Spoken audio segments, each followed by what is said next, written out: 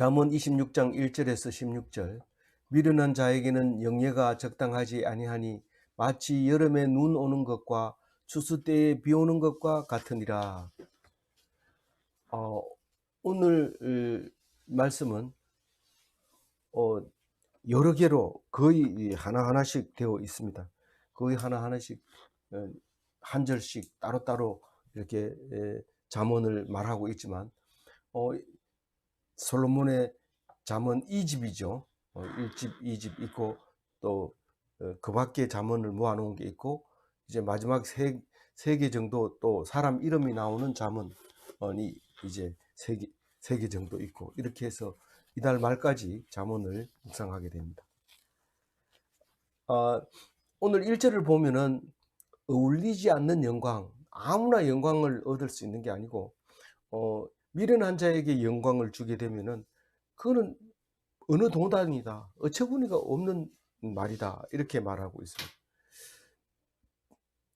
악인의 것은 악인이 받은 영광이 영광을 받은 것처럼 보일지라도 그것은 영광이 아니고 그거는 우리가 볼 때는 영광이라고 생각하면 그건 잘못된 거다라는 거죠.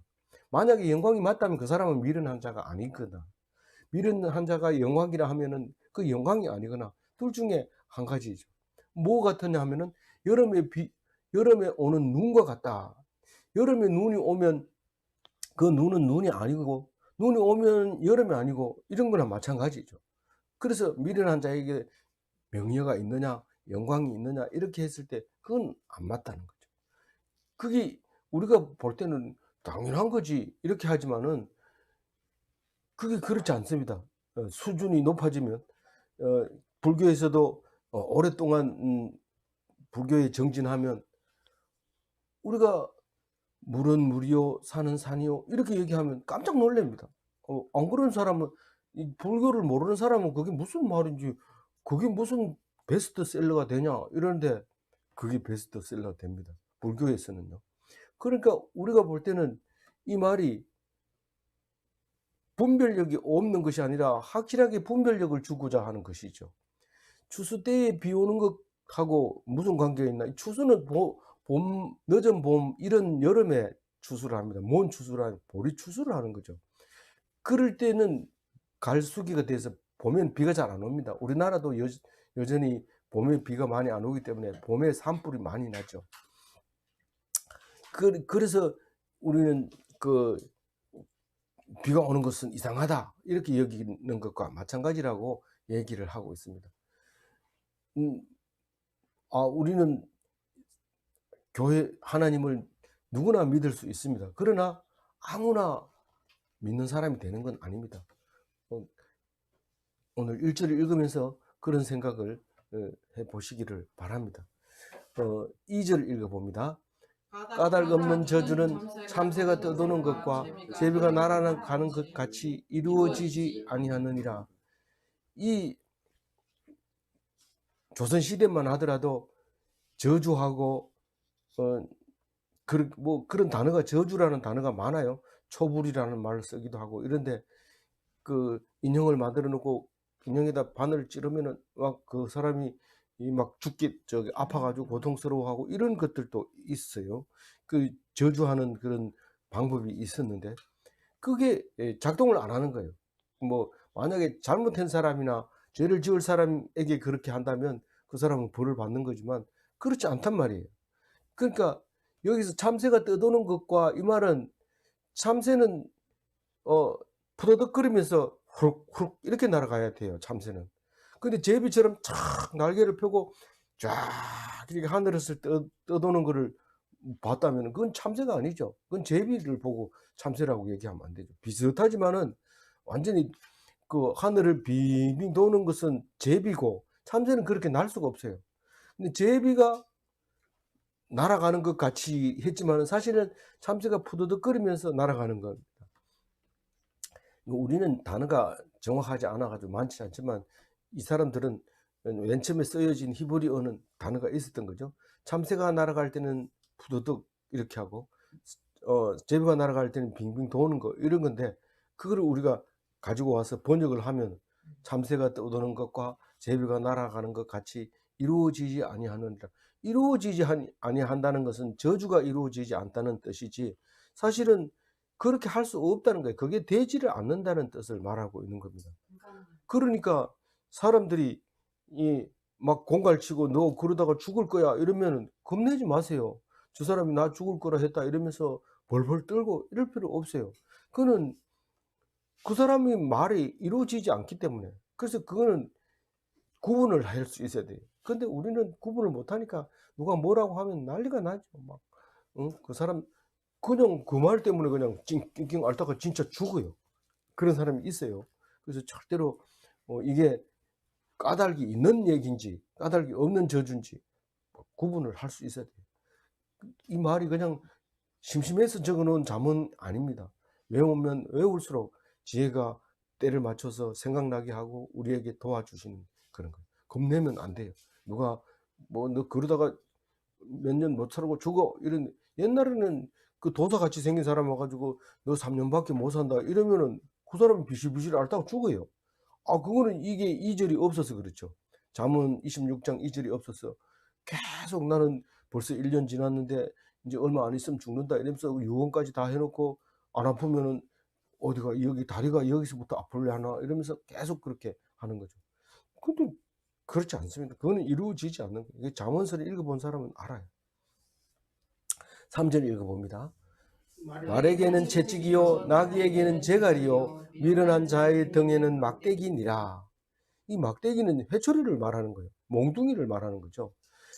말은 채찍을 가지고 때려야지 달리죠.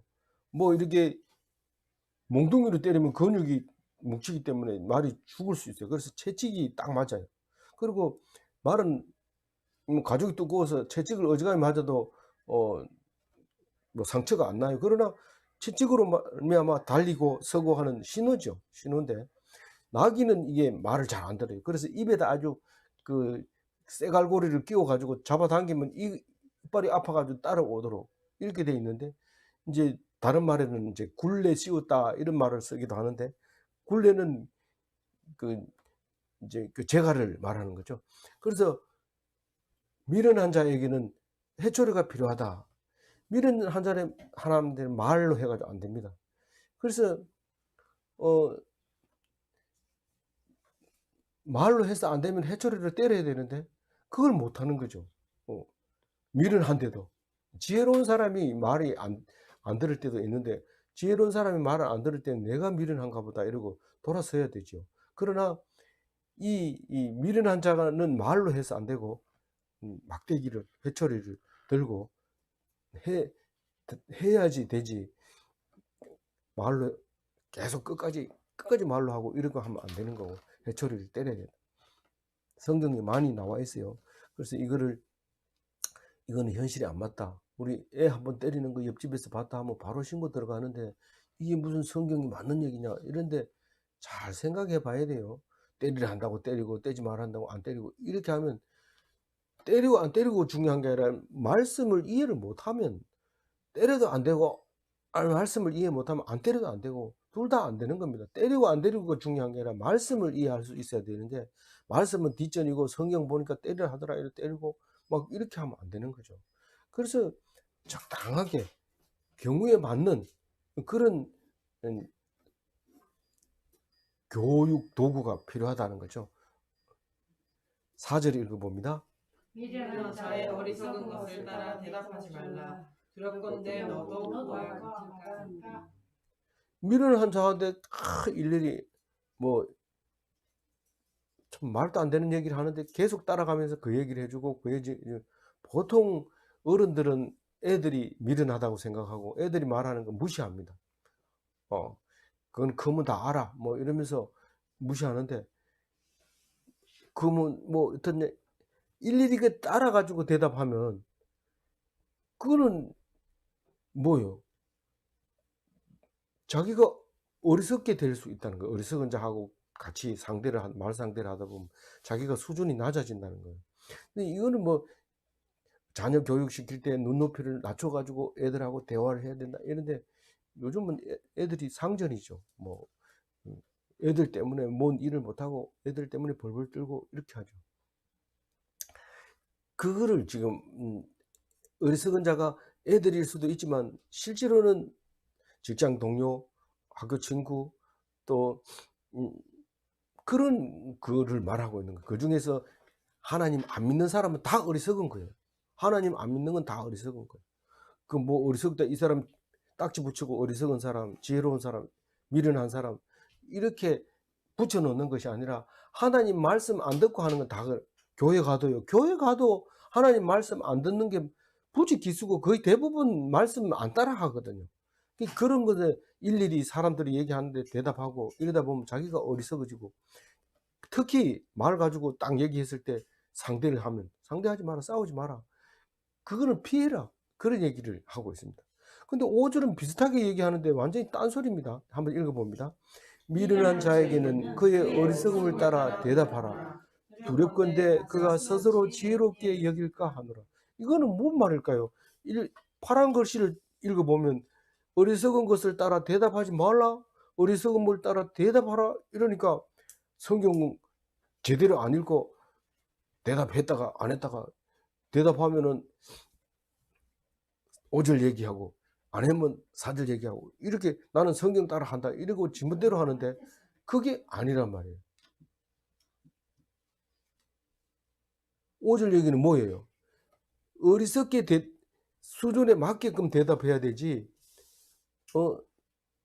우문연답 이런다면서 어리석은 대답을 막 정확하게 설명을 하면 이게 뭐 자기가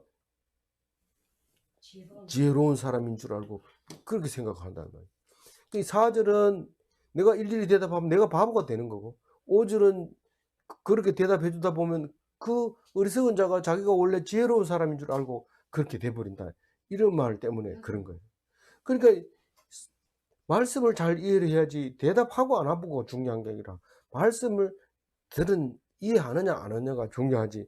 자꾸 우리는 껍데기만 보고 저 사람은 성경적이야 대답하는 거 보니까 대답 안 하는 거 보니까 성경적이야 자꾸 이렇게 얘기하지 말고 성경 자체를 이해를 하게 되면 우리는 어떤 행동을 해도 하나님께서 옳게 가도록 해주는데 그것은 왜 그럴까요? 말씀이 그렇게 인도를 하니까 그렇게 되는 거죠. 6절 읽어봅니다. 미련한 자 편에 기별한 것은 자기의 말을 베어 어림과 해를 받은 것 같으니라. 예, 미련한 자에게 기별하면 안 됩니다. 기별뿐만 아니라 이게 기별은 정가를 얘기하는 거고 왕이 보내는 기별은 대사로 가는 거죠. 특별히 이 특별 대사 특사는 더 기별이 중요한 기별을 가지고 갈 때 특사로 가는 거고. 그래서 이 어리석은 자가를 대사로 기별을 보내주게 되면은 안 보내주는 게 훨씬 낫습니다. 가서 엉뚱한 소리 하고 반대되는 얘기를 해놓으면 죽는 거예요, 죽는 거. 그러니까 그게 무슨 뜻인지, 왜 얘기해야 되는지, 왜 빨리 가야 되는지, 뭐 남이 있을 때 얘기하면 안 되는지 이런 거를 지혜 있는 사람이 판단해가지고 가서 기별을 해야 되는데 기별은 딴 사람한테 얘기하고 본인한테는 얘기 안 하고 얘기했나 이러면 얘기했다 이러면 누구한테 얘기했나 딴 사람한테 얘기하고 이렇게 해버리면 이게 큰일이죠. 자기 발목을 뭐 뱄다고 얘기를 하는데 다른 성경은 발목을 잘랐다고 얘기를 해요. 자기 발목을 잘라버리면 뭐 자기는 오도 가도 못하고 남이 올 때까지 기다려야 되는 거예요. 그렇게 아무리 사람이 없더라도 미련한 자에게 자기의 소식을 전해주면 안 되는 거예요. 그래서 대사는 슬기로워야 돼요.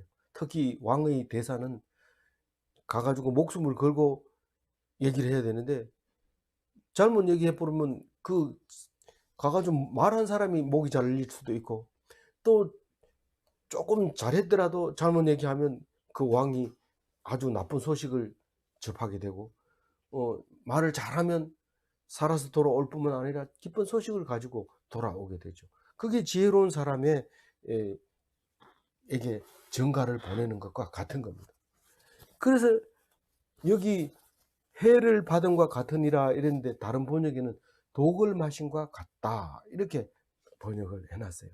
그래서 우리가 심부름 시킬 때 아무나 심부름 시키면 안 됩니다. 그리고 훈계할 때도 아무나 훈계하면 안 됩니다. 우리 큰 집에 나이 많아가지고 머리 허옇게 된 사람이 나이도 몇 살인지 모르는 사람이 있었어요. 그 사람 보고 사람들이 만만하게 보죠. 그럼 바보니까. 야, 이 바보야. 이러면은, 이 사람이, 이 아이가, 아이도 아니고 어른이 머리가 허옇게 휘었으니까, 이 사람이 어른들 보고도 이 바보야. 뭐 이렇게 얘기하는 거예요. 그래서 그 수준에 맞춰서 얘기해야 되는데, 함부로 얘기를 하면 그대로 따라하기 때문에 참 다루기가 힘들죠. 굉장히 어렵습니다. 그래서 재직도 있어야 되고, 당근도 있어야 되고, 말도 수준에 맞춰서 얘기해야 되고, 어떤 때는 말하지 말아야 되고, 이런 그런 복잡한 게 미련 한자입니다. 우리 세상에는 미련 한자가 몇 명이나 될까요? 90%가, 95%가, 99%가 미련 한자예요, 사실. 그게 우리는 그것도 모르고 교회 다니면 다 지혜로운 자라 하더라 이러는데 그렇지 않습니다. 7절 읽어봅니다. 저는 자의 다리는 힘없이 달렸느니 미련한 자의 입의 잠언도 그러니라. 네. 이 저는 자의 다리는 여기 지금 달렸다 이 말은 주렁주렁 달렸다는 거예요. 뛰었다는 뜻이 아니고 주렁주렁 달렸다. 그런데 그냥 달려 있으면 하나 소용이 없다는 거죠. 그냥 거추장스러울 뿐이죠. 예. 그런데 미련한 자의 입은 예. 미련한 자의 입에 잠언이 있기는 있는데 잠언이 뭐 얘기를 해요. 미련한 자도. 왜냐하면 들어봤으니까 얘기를 해요.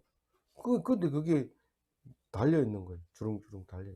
능력이 되질 않고 아무 소용이 없어요.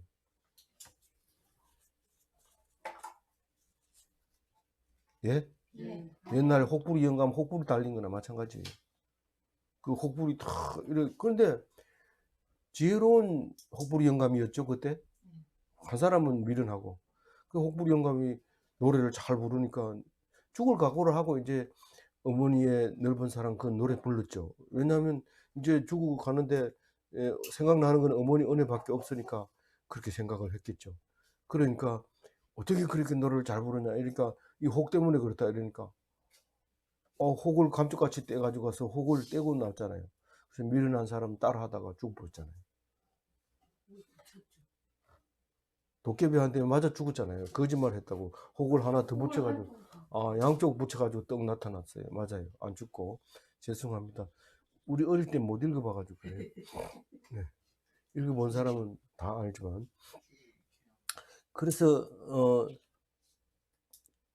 그 미련한 자에게 자꾸 자문을 가르치려고 하지 마세요. 그럼 자꾸 혹만 여러 개 달아 놓는 것밖에 안 돼요. 8절 읽어볼게요. 미련한 자에게 명예를 주는 것은 물매에 매는 것과 이게 뭐 앞에 말은 아는데 뒤에 말은 모르죠. 물매라는 거는 새총처럼 생긴 건데 이 끝에 돌을 그 위에 얹어가지고 이렇게 빙빙 돌리다가 어떻게 하는지 몰라요. 지금 물매에 대해서는 잘 모르는데 한쪽 끈을 딱 놓거나 그걸 어떻게 풀게 하면은 막 원심력으로 돌아가다가 딱 풀리는 순간 돌이 날아가서 상대방에 맞추는 거죠. 이거 어디에 나와요? 다윗이 골리앗을 할 때 물매를 막 이렇게 돌리다 딱 던져가지고 이 돌이 골리앗의 이마에 정통으로 맞아 버리는 거죠. 그러니까 우리는 새총보다가 훨씬 더 정확했던 것을 볼 수 있습니다. 그래서 미련한 자에게 영광 나오라 해가지고 우리 보통 그 상장을 왜 주느냐 하면 그 상을 받아가지고 굉장히 열심히 공부하라고 주는 거거든요. 그거를 영광이라고 얘기해요. 그래서 전하다샤 이러면 딱 나오죠. 그러면 3년 성적 우수상 탁 받으면 영광이잖아요. 그럼 직장에 나와가지고 열심히 합니다. 한번 들어가면 안 나오고 막 타의 모범이 돼가지고 월급 깎아도 막 있고 막 이런 거죠. 근데 그렇게 지혜로운 자에게 주는 그 영광은 사용이 되지만은 미련한 자를 주면은 뭐 상장 찢어가지고 버려버리고 너무 웃기는 게 되죠. 그래서 절대로 함부로 상을 주면 안 됩니다.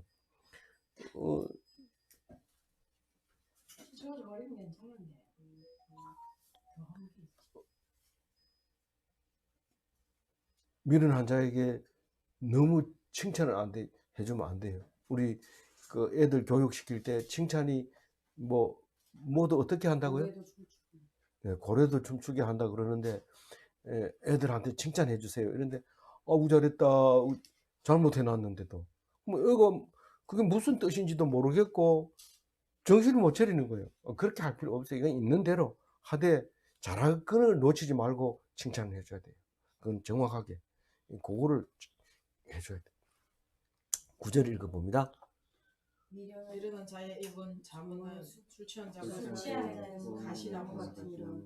아까 미련한 자에게 잠언은 뭐 같다고 그랬어요? 아까 미련한 자의 입에 잠언은 혹 달린 거는 마찬가지라 이런 생각했잖아요. 근데 여기서 9절에서는 손에 가시를 든 거하고 마찬가지래요. 이게 그 자기를 찌른 거예요. 그러니까 잘못 얘기하니까 어른 보고 이 바보야 이러니까 어른이 그냥 놔둡니까? 꿀밤 때리죠. 그냥 놔두는 어른은 안 됩니다. 그 야단 쳐야 된다 이러면서 불러가지고 혼내줘. 그런 말 하면 안 돼. 이러면 그런 말 하면 안 돼. 이러면서 따라하죠. 그러니까 어떻게 된 거예요? 그러면 잠언이 자기를 찌르는 거예요. 가시나무를 가지고 자기를 찌르는 거예요. 그러니까 미련한 자에게 잠을 주지 않는 게 좋아요.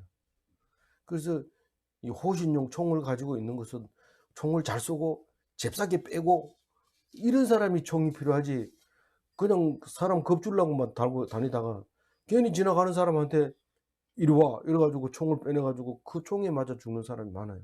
그래서 아무나 그렇게 총을 소지해서 안 되고 미련한 자면 안 된다, 이게 법적으로 나와 있는데 미련한 자의 기준을 모르니까 곤란하죠. 그래서 몇 가지 질문해보고 동그라미 숫자가 많은 사람에게 총을 지불하는데, 그럼에도 불구하고 나타나지 않은 미련한 자들이 나와가지고 엄청나게 잘못을 하게 되는, 자기를 상하게 하고 남을 상하게 하는 그런 손에 든 가시나무 같은 역할을 하게 되는 경우도 있죠.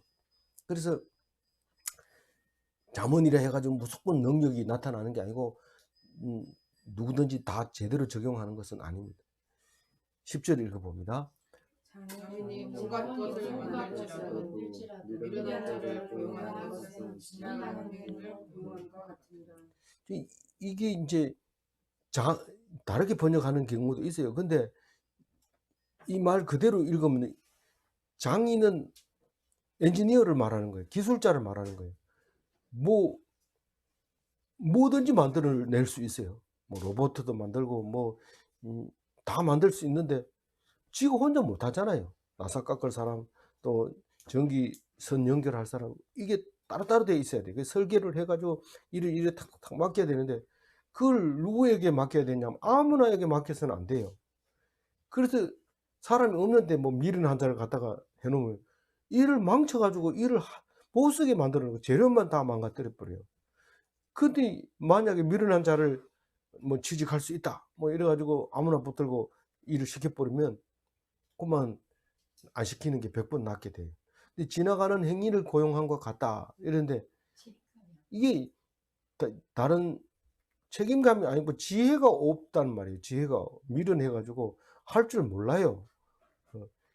이 세번역에서는 궁수가 닥치는 대로 쏘아대는 것과 같다 이런 말이죠. 그러니까 지나가는 행인을 고용함과 같다, 이 말은 그냥 사람을 활을 쏠 때요, 화살 그 한 개 만들기가 굉장히 힘듭니다.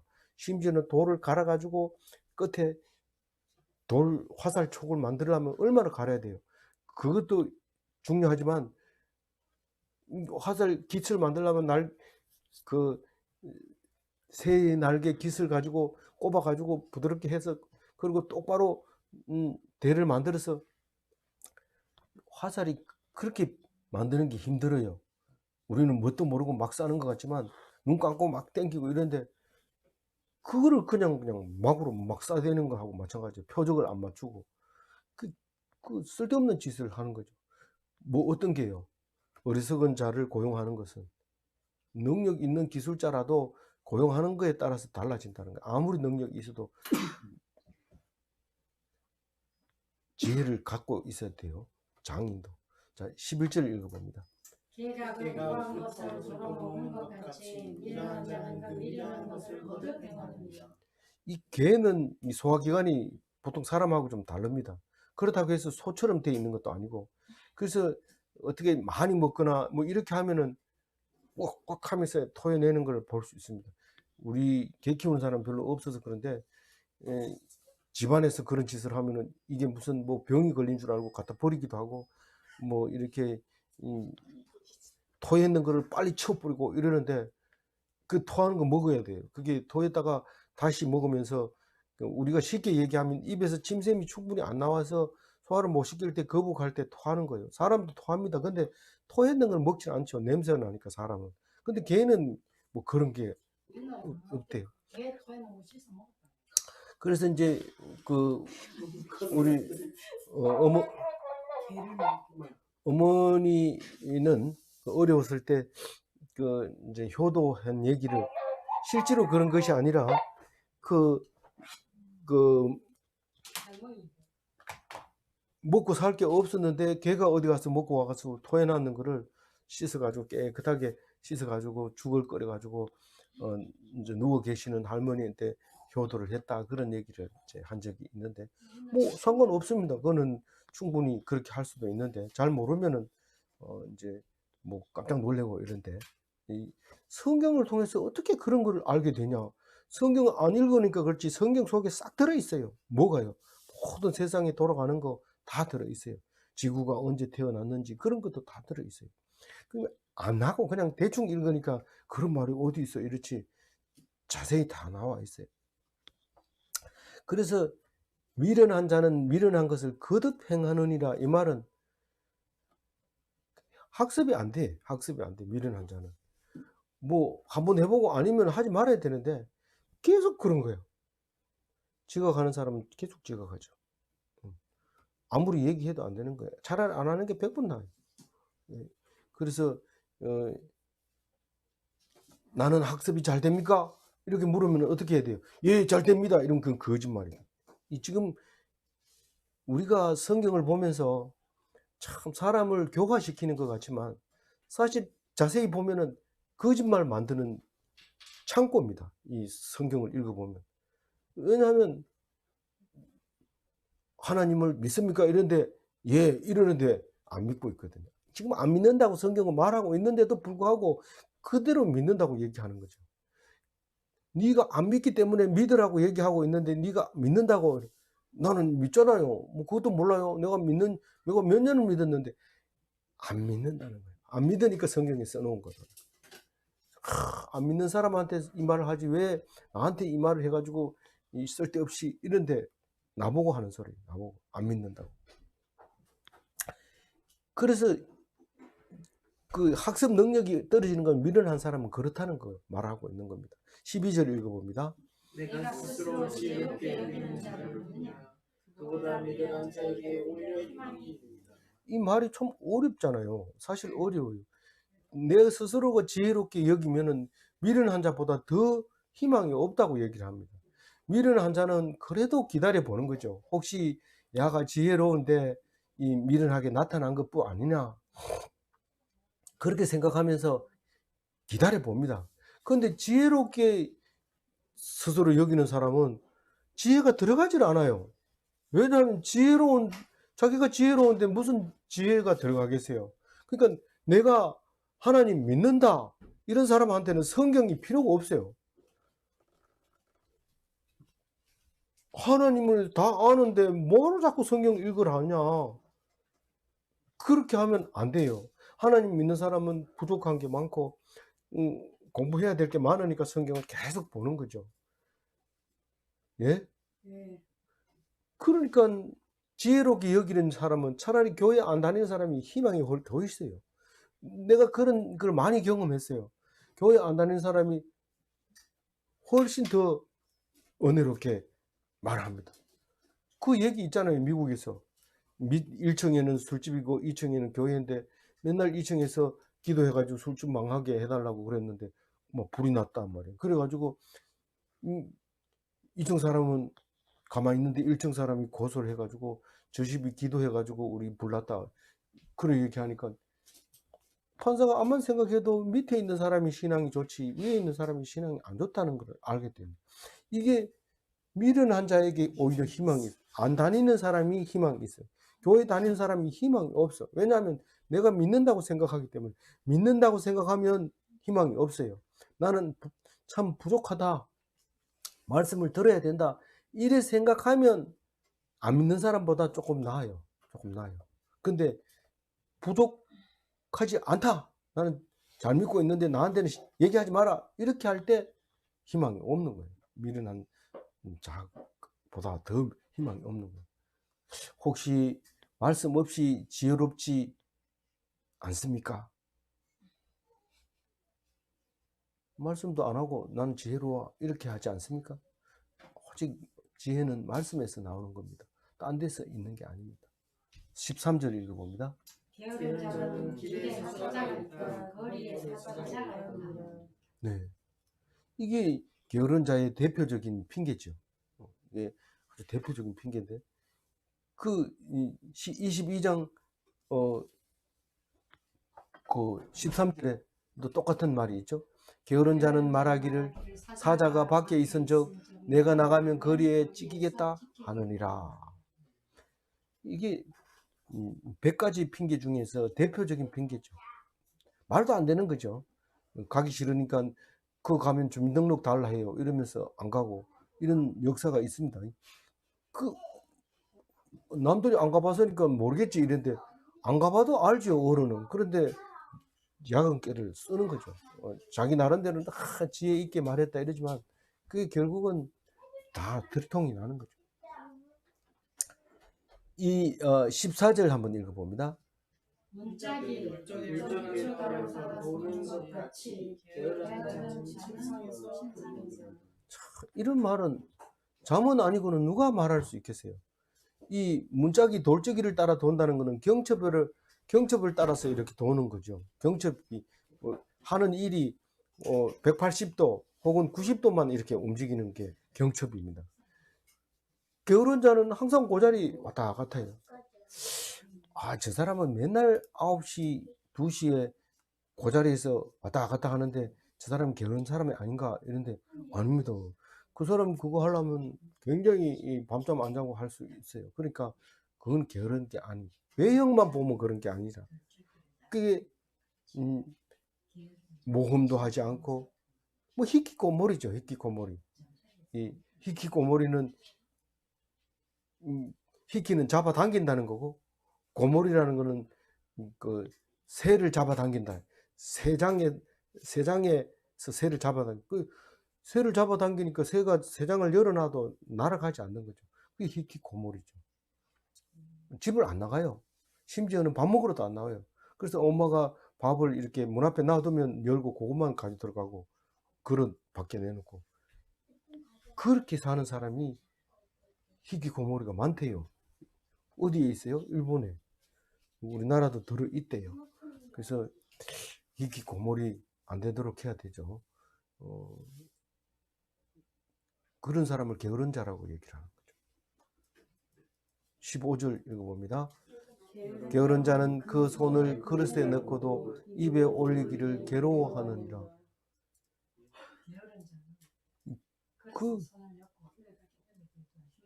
이게 19장 24절하고 똑같은 말을 두 번 성경은 왜 이렇게 정리를 안 해가지고 써놓습니까?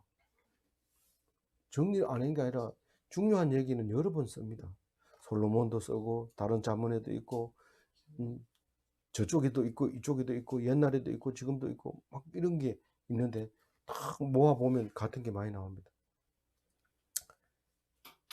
왜 자꾸 이런 말을 해요? 니는 부지런하나? 이 말입니다. 이게 부지런합니까?